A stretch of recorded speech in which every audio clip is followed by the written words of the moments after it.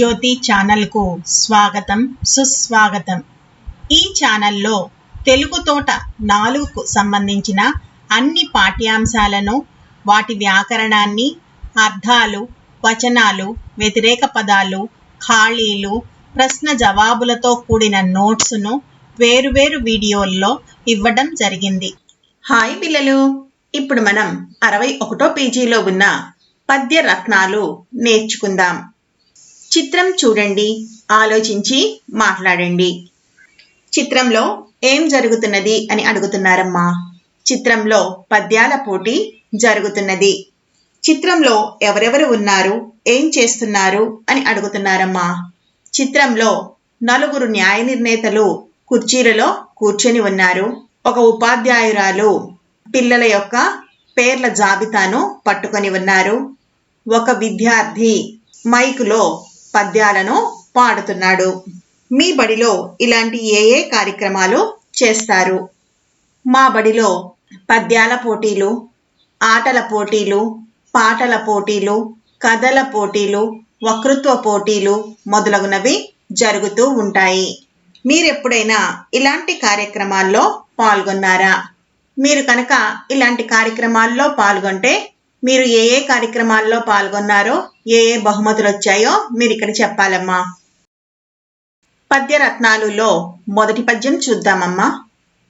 ధనము కూడబెట్టి దానంబు సేయక తాను తినక లెస్స దాచుగాక తేనెటీగ కూర్చి తెరువరికియ్యదా విశ్వదాభిరామ వినురవేమా.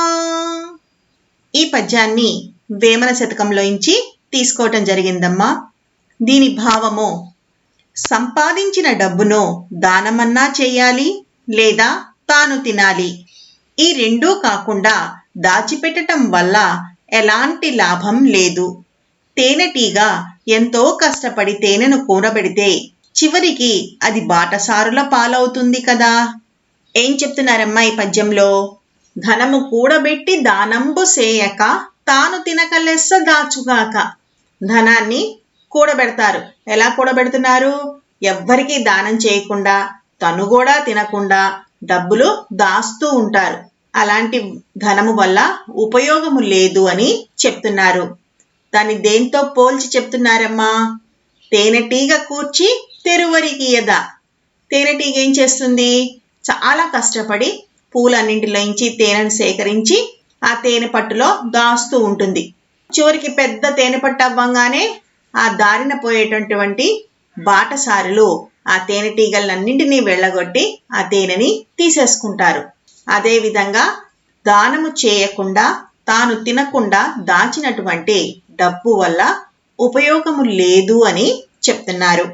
పద్యాన్ని మరొకసారి పాడుకుందాం. ధనము గూడబెట్టి దానంబు సేయక తాను తినక లెస్స దాచుగాక తేనెటీగ కూర్చి తెరువరికియ్యదా విశ్వదాభిరామ వినురవేమా. పుత్రోత్సాహము తండ్రికి పుత్రుడు జన్మించినప్పుడే పుట్టదు. జనులా పుత్రుని గనుగొని పొగడగా పుత్రోత్సాహంబు నాడు పొందుర సుమతి. ఈ పద్యాన్ని బద్దెన గారు రచించారు. దీని భావము, కొడుకు పుట్టగానే తండ్రికి ఆనందం కలుగదు. ప్రజలందరూ తన కొడుకు గొప్పతనం చూసి పొగిడినప్పుడే తండ్రికి నిజమైన ఆనందం కలుగుతుంది. ఏం చెప్తున్నారమ్మా ఈ పద్యంలో? పుత్రోత్సాహము తండ్రికి పుత్రుడు జన్మించినప్పుడే పుట్టదు. పుత్రోత్సాహము అంటే పుత్రుడు పుట్టాడు అనే ఆనందము తండ్రికి పుత్రుడు పుట్టగానే కలగదుట. మరి ఎప్పుడు కలుగుతుందిట ఆయనకి? జనులా పుత్రుని గనుగొని పొగడగా పుత్రోత్సాహంబు నాడు పొందుర సుమతి. జనులు అంటే ప్రజలందరూ కూడా ఆ పుత్రుని యొక్క గొప్పతనాన్ని కనుగొని అందరూ పొగుడుతూ ఉంటే అప్పుడు నిజమైనటువంటి పుత్రోత్సాహాన్ని ఆయన పొందుతారట. పద్యాన్ని మరొకసారి పాడుకుందాం. పుత్రోత్సాహము తండ్రికి పుత్రుడు జన్మించినప్పుడే పుట్టదు, జనులా పుత్రుని గనుగొని పొగడగా పుత్రోత్సాహంబు నాడు పొందుర సుమతి. మూడో పద్యం చూడండమ్మా.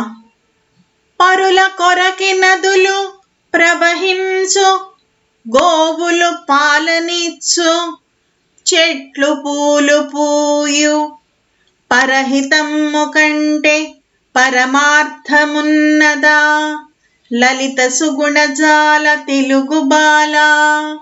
ఈ పద్యాన్ని జంధ్యాల పాపయ్య శాస్త్రి గారు రచించారమ్మా.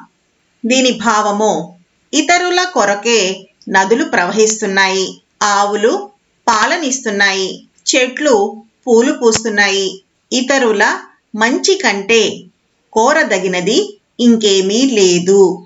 ఏం చెప్తున్నారమ్మా ఈ పద్యంలో? పరుల కొరకే నదులు ప్రవహించు. పరులు అంటే ఇతరులు అని అర్థము. ఇతరుల కోసమే నదులు ప్రవహిస్తూ ఉంటాయి. అంతే కదమ్మా. మానవులు, పక్షులు, జంతువులు మొదలగు వాటికి నీటిని అందించటం కోసమే ఈ నదులు ప్రవహిస్తూ ఉంటాయి. గోవులు పాలనిచ్చు. ఆవులు కూడా పాలు ఎందుకు ఇస్తున్నాయి? మన కోసమే ఇస్తున్నాయి. చెట్లు పూలు పూయు. చెట్లు కూడా వాటి కోసం పూయట్లేదు, మన కోసం పువ్వుల్ని పూస్తున్నాయి. పరహితమ్ము కంటే పరమార్థమున్నదా. పరులు అంటే ఇతరులు, హితము అంటే మంచి. ఇతరులకు మంచి చేయటం కంటే పరమార్థము, నిజమైన ప్రయోజనము వేరొకటి లేదు అని ఈ పద్యంలో చెప్తున్నారు. పద్యాన్ని మరొకసారి పాడుకుందాం. పరుల కొరకి నదులు ప్రవహించు, గోవులు పాలనిచ్చు, చెట్లు పూలు పూయు, పరహితమ్ము కంటే పరమార్థమున్నదా, లలిత సుగుణజాల తెలుగు బాల. నాలుగో పద్యం చూడండమ్మా. బలవంతుడ నాకేమని పలువురతో నిగ్రహించి పలుకుట మేలా, బలవంతమైన సర్పము చలిచీమల చేత చిక్కి చావదె సుమతి. ఈ పద్యాన్ని బద్దెన గారు రచించారమ్మా. దీని భావం, నేను బలవంతుణ్ణి అనే గర్వంతో ప్రవర్తించకూడదు. ఎందుకంటే ఎంతటి బలవంతుడైనా కొన్ని సమయాల్లో తనకంటే తక్కువ బలం కలవారి చేతిలో ఓడిపోయే అవకాశం ఉంది. చీమల కంటే పాము బలమైనది కదా, అయినా చీమల గుంపు పామును కుట్టి చంపేయగలదు. ఏం చెప్తున్నాడమ్మా ఈ పద్యంలో? బలవంతుడా నాకేమని పలువురతో నిగ్రహించి పలుకుట మేలా. నేను చాలా బలవంతుణ్ణి, నన్ను మించిన వాళ్ళు లేరు అని పలువురు అంటే చాలా మందితో, నిగ్రహించి అంటే ఎదిరించి పలకకూడదు అని చెప్తున్నారు. ఎందుకని? బలవంతమైన సర్పము చలిచీమల చేత చిక్కి చావదె సుమతి. ఎంతో బలమైనటువంటి సర్పము అంటే పాము కూడా ఒక్కొక్కసారి చీమల గుంపు కుట్టడం వల్ల చనిపోతుంది. కాబట్టి మనం గర్వంగా ప్రవర్తించకూడదు అని ఈ పద్యంలో చెప్తున్నారు. పద్యాన్ని మరొకసారి పాడుకుందాం. బలవంతుడ నాకేమని పలువురతో నిగ్రహించి పలుకుట మేలా, బలవంతమైన సర్పము చలిచీమల చేత చిక్కి చావదె సుమతి. ఐదో పద్యం చూడండమ్మా. మొదలు చూచిన కడు గొప్ప పిదప కురుస, ఆది కొంచెము తరువాత నదిగా మగుచు, తనరు దిన పూర్వ పరభాగ జనితమైన ఛాయ పోలిక కుజన సజ్జనుల మైత్రి. ఈ పద్యాన్ని ఏనుగు లక్ష్మణ కవి గారు రచించారమ్మా. దీని భావం, చెడ్డవారి స్నేహం ఉదయం ఎండలో నీడలా ముందు గొప్పగా ఉండి తరువాత సన్నగిల్లుతుంది. మంచివారి స్నేహం మధ్యాహ్నపు ఎండలో నీడలా ముందు కొద్దిగా ఉండి మెల్లిగా వృద్ధి చెంది పెరుగుతుంది. ఏం చెప్తున్నారమ్మా ఈ పద్యంలో? కుజన సజ్జనుల మైత్రి. కుజన అంటే చెడ్డవారు అని అర్థమమ్మా. సజ్జనులు అంటే మంచివారు అని అర్థము. మైత్రి అంటే స్నేహం అని అర్థము. చెడ్డవారితో స్నేహం చేస్తే ఎలా ఉంటుందో, మంచివారితో స్నేహం చేస్తే ఎలా ఉంటుందో ఈ పద్యంలో కవి వివరించారు. చెడ్డవారితో స్నేహం అనేది మొదలు చూచిన కడుగొప్ప పిదప కురుచ. మొదట చూసినప్పుడు గొప్పగా అనిపించి తరువాత తగ్గిపోతుందిట. సజ్జనులతో మైత్రి ఆది కొంచెము తరువాత నదిక మగుచు తనరు. ఆది అంటే మొదట కొంచెంగా ఉండి తరువాత పెరుగుతూ పోతుందిట. ఇది ఎలా ఉంటుందిట? దినపూర్వ పరభాగ జనితమైన ఛాయ పోలిక. దినపూర్వ అంటే ఉదయ కాలపు ఎండ నీడ. మనం పొద్దున్న ఎండలో నడుస్తూ ఉన్నాం అనుకోండి, అప్పుడు మన నీడ పొడవుగా పడి తరువాత మధ్యాహ్నం అయ్యేసరికి అది పొట్టిగా అవుతుంది. దానిని చెడ్డవారి స్నేహంతో పోల్చారు. మధ్యాహ్నపు ఎండ నీడలో మనం నడుస్తూ ఉంటే మన నీడ పొట్టిగా ఉండి సాయంత్రం అయ్యేసరికి అది పొడవుగా తయారవుతుంది. కాబట్టి మంచివారితో స్నేహం అనేది మొదట కొద్దిగా ఉండి పోను పోను అది బాగా వృద్ధి చెందుతుంది అని చెప్తున్నారు. పద్యాన్ని మరొకసారి పాడుకుందాం.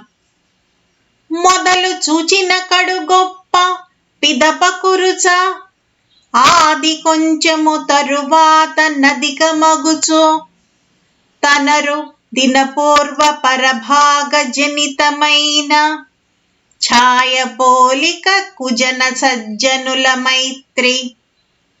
ఆరో పద్యం చూడండి అమ్మా. ఎంత చెలిమియున్న ఎగతాళి చేయకు, సరసమంతనంత విరసమగునో. మాట జారినేని మరి తీసుకోలేము, తెలిసి మెలగుమయ్య తెలుగు బిడ్డ. ఈ పద్యాన్ని నార్ల చిరంజీవి గారు రచించారమ్మా. దీని భావం ఎంత స్నేహితులైనా వారిని వేళాకోళం చేయకూడదు. ఇష్టం కాస్త అయిష్టంగా మారవచ్చు. ఒకసారి నోరు జారితే వెనక్కు తీసుకోలేము. మాట్లాడే ముందే ఆలోచించుకోవాలి. ఏం చెప్తున్నారమ్మా ఈ పద్యంలో? ఎంత చెలిమియున్న ఎగతాళి చేయకు. ఎంత స్నేహితులైనప్పటికీ కూడా వారిని ఎప్పుడు ఎగతాళి చేయకూడదు. ఎగతాళి అంటే వెటకారము, వేళాకోళము చేయకూడదు. సరసమంతనంత విరసమగును. ఎప్పుడు మీరు ఎగతాళి చేస్తూ ఉన్నారనుకోండి, అప్పుడేమవుతుంది? మీ మీద ఉన్నటువంటి ఇష్టమంతా పోయి అయిష్టంగా మారుతుంది. మాట జారెనేని మరి తీసుకోలేము, తెలిసి మెలగుమయ్య తెలుగు బిడ్డ. మాట జారామనుకోండి, దాన్ని మళ్ళీ మనము వెనక్కు తీసుకోలేము. కాబట్టి మాట్లాడే ముందే ఆలోచించుకొని మాట్లాడాలి అని చెప్తున్నారు. పద్యాన్ని మరొకసారి పాడుకుందాం. ఎంత చెలిమియున్న ఎగతాళి చేయకు, సరసమంతనంత విరసమగునో. మాట జారినేని మరి తీసుకోలేము, తెలిసి మెలగుమయ్య తెలుగు బిడ్డ. ఏడో పద్యం చూడండమ్మా. మతములెన్నియున్న మానవత్వం ఒక్కటే, జాతులెన్నియున్న నీతి ఒకటే, పదములెన్నియున్న పరమార్థమొక్కటే, వాస్తవము నార్ల వారి మాట. నార్ల వెంకటేశ్వరరావు గారు దీన్ని రచించారమ్మా. దీని భావం ఎన్ని మతాలున్నా తోటి మానవులకి సహాయం చేయమనే చెప్తాయి. జాతులెన్ని ఉన్నా నీతిగా బతకమనే చెప్తాయి. రచనలెన్నైనా వాటి గొప్పదైన భావం ఒక్కటే. ఏం చెప్తున్నారమ్మా ఈ పద్యంలో? మతములెన్నియున్న మానవత్వం ఒక్కటే. మనకి ఎన్నో మతాలున్నాయి. హిందూ మతం, క్రైస్తవ మతం, జైనులు, బౌద్ధులు, ఇలా రకరకాల మతాలు ఉన్నాయి. ఈ మతాలన్నీ కూడా ఏం చెప్తున్నాయి మనకి? తోటి మానవునికి సహాయం చేయమనే చెప్తున్నాయి. జాతులెన్ని ఉన్నా నీతి ఒక్కటే. ఎన్ని జాతులు ఉన్నప్పటికీ అన్నీ కూడా నీతిగా బతకమనే చెప్తున్నాయి. పదములెన్ని ఉన్నా పరమార్థం ఒక్కటే. ఎన్ని రకాలైనటువంటి రచనలు చేసినా వాటి యొక్క గొప్పదైనటువంటి భావము ఒక్కటే అని చెప్తున్నారు. పద్యాన్ని మరొకసారి పాడుకుందాం.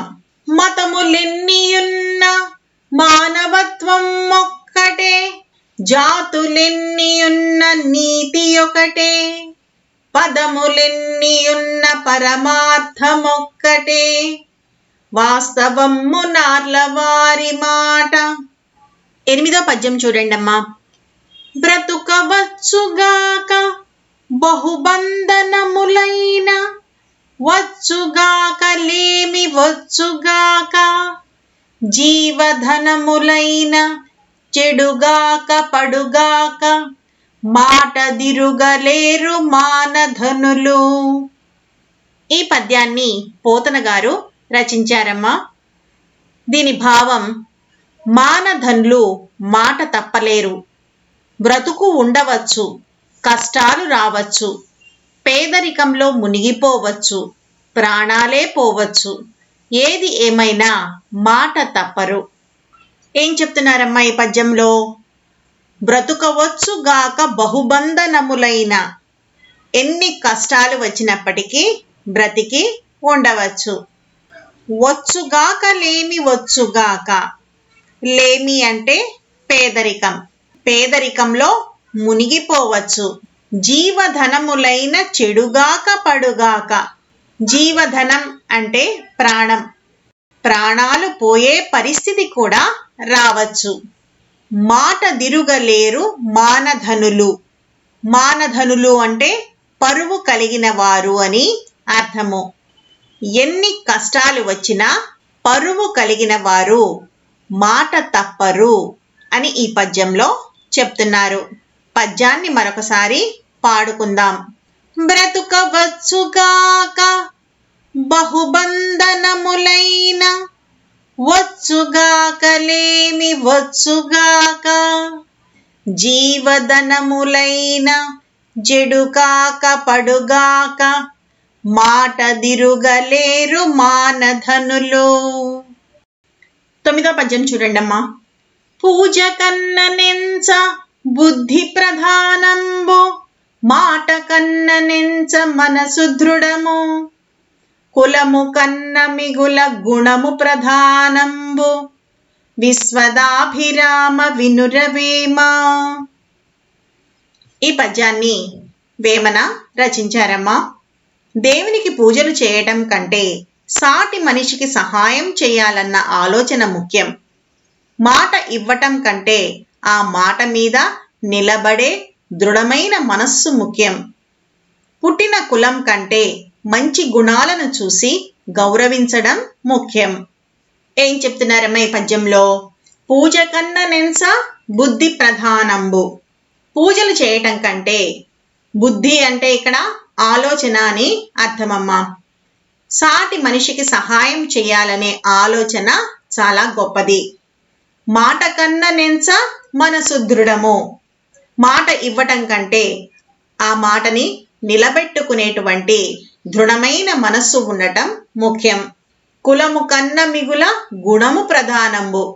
ఏ కులంలో పుట్టాడు అనేది ముఖ్యం కాదు, ఎన్ని మంచి గుణాలు ఉన్నాయి అన్నదే ముఖ్యము అని చెప్తున్నారు ఇక్కడ. పద్యాన్ని మరొకసారి పాడుకుందాం. పూజ కన్ననెంచ బుద్ధి ప్రధానంబు, మాట కన్ననెంచ మనసు దృఢము, కులము కన్న మిగుల గుణము ప్రధానంబు, విశ్వదాభిరామ వినురవేమ.